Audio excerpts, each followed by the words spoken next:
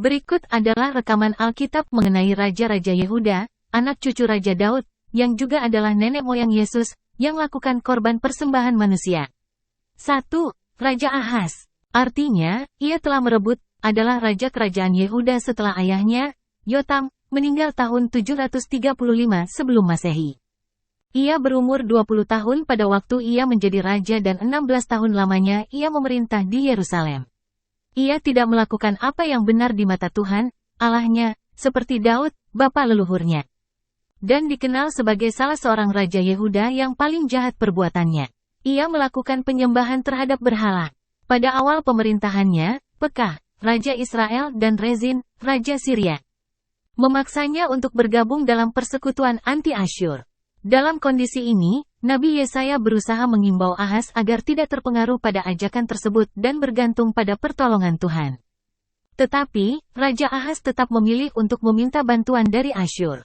Akibatnya, Yehuda menjadi kerajaan bawahan selama 1 abad dan memiliki tanggung jawab untuk membayar upeti yang besar. Semua kesengsaraan itu terjadi sebagai hukuman ilahi terhadap Ahaz karena kejahatan dan kemurtadannya. Ia membakar anaknya sebagai korban persembahannya kepada Baal.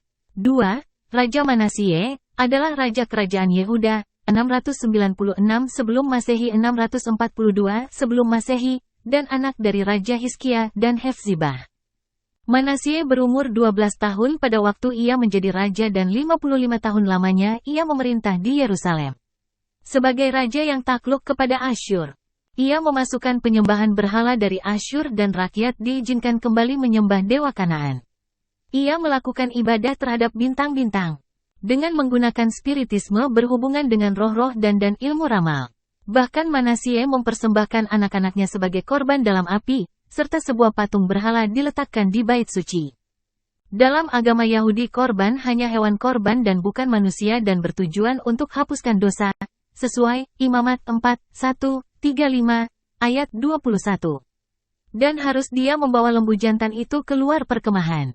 Lalu membakarnya sampai habis seperti dia membakar habis lembu jantan yang pertama. Itulah korban penghapus dosa untuk jemaah. Dalam Islam ibadah kurban juga bisa menghapuskan dosa sesuai hadis yang diriwayatkan oleh Al-Bazar dan Ibnu Hibban. Hai Fatimah, berdirilah di sisi kurbanmu dan saksikanlah ia. Sesungguhnya tetesan darahnya yang pertama itu adalah pengampunan bagimu atas dosa-dosamu yang telah lalu. Pertanyaannya adalah mengapa kekristenan atau tepatnya ajaran Paulus, yang mengajarkan 3 kepercayaan Kristen yang wajib dipercaya, yaitu, 1. Harus percaya penyaliban Yesus. 2. Harus percaya penyaliban sebagai penebusan dosa manusia. 3. Yesus bangkit setelah 3 hari 3 malam. Kredo tersebut mesti persepsikan bahwa Yesus sebagai korban yang juga untuk menghapus dosa. Bagaimana Paulus sampai kepada cara berpikir seperti itu mengenai penyaliban Yesus sebagai korban sebagai penebusan dosa? Apakah miliki landasan Alkitabiah? Atau ikuti cara berpikir 2 orang raja Yahudi yaitu Ahaz dan Manase, yang persembahkan anak-anak mereka untuk dewa? Video ditutup dengan lagu Tata Janeta, Korbanmu, tentang seseorang yang dibuat sedih tersiksa dan sebagai korban cinta yang gagal dan tragis. Ehem. Udah dijawab tuh aja Nah, tadi Anda pertanyaan. mulut besar. Pertanyaan saya, kamu nggak bisa jawab. Efesus 5 nomor 2, Yesus dipersembahkan dan korban. Coba. Dia nggak berani kan? Itu tadi. Yes. Efesus 5 nomor 2, Yesus dipersembahkan dan menjadi korban yang harum. Untuk siapa? Adalah kurban. Kemanusiaan. Justru yang saya tanya ini kemanusiaannya itu dipersembahkan kepada siapa? Ayo. Untuk manusia, untuk kita. Untuk memang dia menyerahkan darahnya untuk kalian Kristen sebagai persembahan, Dia dipersembahkan kepada siapa? Iya, buat kita. Iya, persembahan ini untuk siapa? Kepada siapa dipersembahkan? Bagi Allah. Kan dia Allah itu tidak mau persembahan manusia. Di mana dalilnya? Tuhan minta persembahan manusia. Iya. Kalau ada gimana? Saya berhenti jadi apologet. Silakan. Nah, gini baru asik kiamat ya. Silakan. Yesaya 53 ayat 10. baca bang. Itu Tuhan tidak sedang minta persembahan. Tuhan tidak minta persembahan di situ. Itu sedang berbicara mengenai nasib Israel. No way, ditunjukin aja. Ditunjukin aja silakan. Silakan ada tunjuk. Silakan ditunjuk aja. Silakan. Baik. Bacain aja langsung. Silakan. Berapa ya saya berapa? Boleh ditampilin dong yang Yesaya 53 ayat 10. Iya. Itu nyambung. Enggak nyambung dong. Korban penebusan. Wah, itu kan pasti buat kamu nggak Ya nyambung, ada. Bang. Tapi kan ini Yesaya 53 mana coba. Mana Tuhan minta persembahan di sana? Mana? bukan Mana? minta. Siapa bilang minta? Tuhan minta. Bukan minta. Dengarkan. Oh. Ya, Bang, Di dalam bukan kitabnya minta. orang Yahudi, orang Yahudi, yang dipersembahkan itu oleh Tuhan, yang diminta oleh Tuhan itu adalah hewan kurban. Yesaya 53 ini, Yesaya 53 ini tidak berbicara mengenai kurban. Biarin gue ya, biarin gue jelasin. Ini bagian gue nih kurban. Iya gimana bang? Gimana?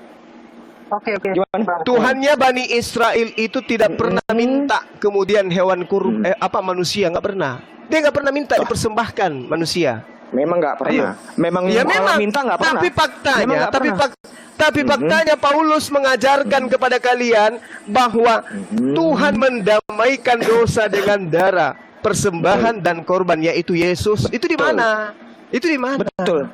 Enggak, ini yang tadi saya tunjuk. Iya bang, tadi saya minta tunjukin ayat, ditunjukin dulu dong, dibaca dulu. Ya silakan Anda bacakan. Ya, Anda membawa Yesaya. Padahal Yesaya 53 itu bukan berbicara mengenai persembahan, itu berbicara mengenai keadaan Israel. Itu kan orang bisa begini bang. Itu kan bisa dengar dulu biar saya jelaskan. Itu kan bisanya orang Israel saat ini yang memang menghindar bahwa Yesus itu adalah Mesias.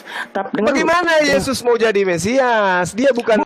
Dia kita nggak bisa. ngomong tentang kurban. Dia keturunan Yoyakim, nggak bisa dia menjadi kurban, nggak bisa. Bang, dengar. Ini kan kita lagi berbicara tentang kurban. Kurban itu kan persembahan.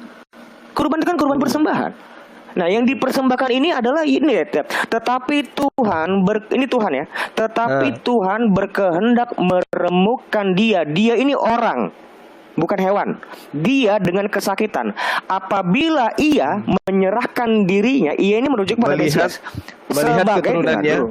Dengar dulu. Iya, itu nanti saya di kurbannya dulu, Bang.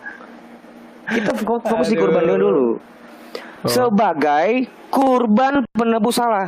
Karena apa bang? Namanya kurban hewan itu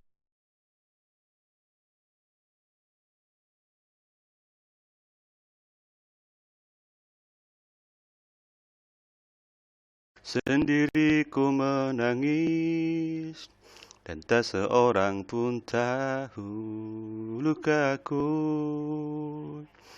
Air mata seakan luapkan rasa sedihku. Percuma semua penjelasanmu. Kini ku takkan peduli padamu. Simpan saja semua kata-katamu. Simpan saja tuh korbanmu yang baru. Sadisnya kau bagai tak punya hati. Teganya kau bermain di belakangku. Harus selalu kau ingat, aku tak pernah sesakit ini. Kan ku ingat kau selalu sampai mati. Oke. Sendiri ku menangis dan tak seorang pun tahu lukaku, dan seterusnya. Sedih kasihan ya. Dia dikorbankan oleh orang yang dia sayangi, oke? Tidak ada yang menolong dia sendirian. Aduh, kasihan banget ya. Tutup dengan sebuah kalimat tadi ya. Allahu Akbar, Allahu Akbar, Allahu Akbar. Walillahilham. Billahi taufik wal hidayah. Wassalamualaikum warahmatullahi wabarakatuh.